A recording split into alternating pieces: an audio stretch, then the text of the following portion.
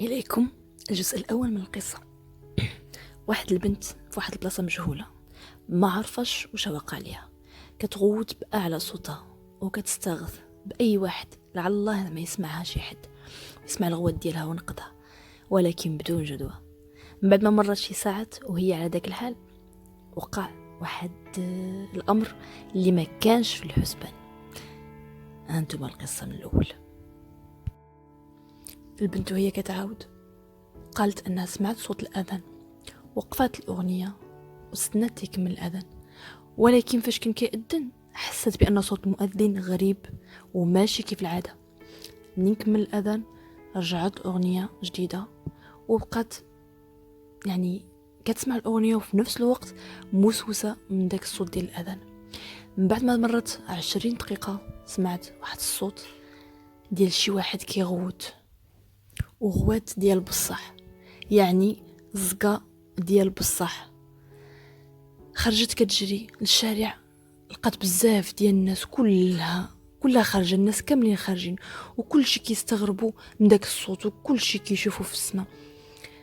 بقات كتسول كل شي اش كاين، ولكن حتى شي واحد ما جاوب، كل شي مصدوم وكل شي لاهي.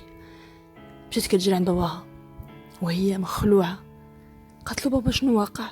علاش هاد الناس كلهم خارجين؟ علاش هاد الغوات شكون اللي كان كيغوت هاد الغوات كله؟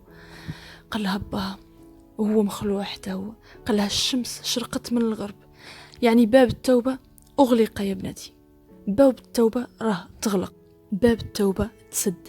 واخا تبغي تتوب صافي ما بقاش عندك الوقت باش تتوب، تسد. البنت حست بصدمة، حست برعشة، حست واحد الإحساس اللي ما غاديش نقدر نوصفه.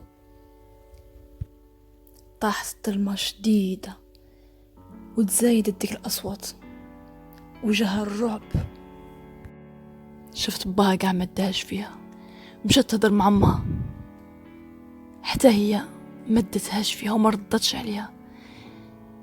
الناس قاتلك، الناس حتى شي واحد ما كانش، كل شي كان لاهي، كل شي كيهرب من شي. الاب ما كيشوف ولادو، الام ما كتشوف ولادها، الزوج ما كتشوف الزوج ديالها، كل شي كان راسي. في داك اللحظه هذيك وهي بديك الصدمه، قالت لكم بان حاجه وحده اللي جات في راسها، حاجه وحده، صوت واحد اللي جاء في الاذن ديالها، وهو قول الله عز وجل: أعوذ بالله من الشيطان الرجيم. يوم يفر المرء من أخيه وأمه وأبيه وصاحبته وبنيه. زادت الأصوات وتزادت الظلمة، وشوية بدات كتنشق الأرض، شوية كان عينقلب كل شيء وهي تفيق مع صلاة الفجر، فعرفت أنها علامة من الله سبحانه وتعالى باش تتوب قبل فوات الأوان. ناضت توضات وصلات وبدات الصلاة ديالها، والحمد لله مازال كتصلي، وهذا مجرد حلم، ولكن غادي يكون واحد النهار حقيقة لا مفر منها. نتمنى تكون الرسالة وصلتكم، ويكون تكون العبرة وصلتكم حتى هي، ونتمنى يكون الفيديو عجبكم. ما تبخلوش علينا بلايك وابوني وتفعلوا الجرس باش يوصلكم كل جديد. عندي إضافة بسيطة، قالك يحكى أن أحد الصالحين مر برجل يشوي اللحم فبكى، فقال له: ما لك تبكي؟ أكنت محتاجا للحم؟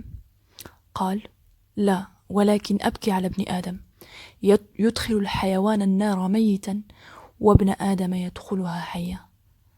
هلكم فهمتوا المعنى؟ فيا رب حرم على أجسادنا النار، اللهم حرم على أجسادنا النار وحرم النار علينا، اللهم آمين يا رب العالمين. أتمنى هذه العبارة تكون نالت الإعجاب ديالكم، وهذا الفيديو يكون نال الإعجاب ديالكم كم نتمنى تكونوا بخير وعلى خير، وخليتكم على خير وبخير، واستودعكم الله الذي لا تضيع ودائعه، والسلام عليكم ورحمة الله تعالى وبركاته. حتى الفيديو آخر إن شاء الله. السلام.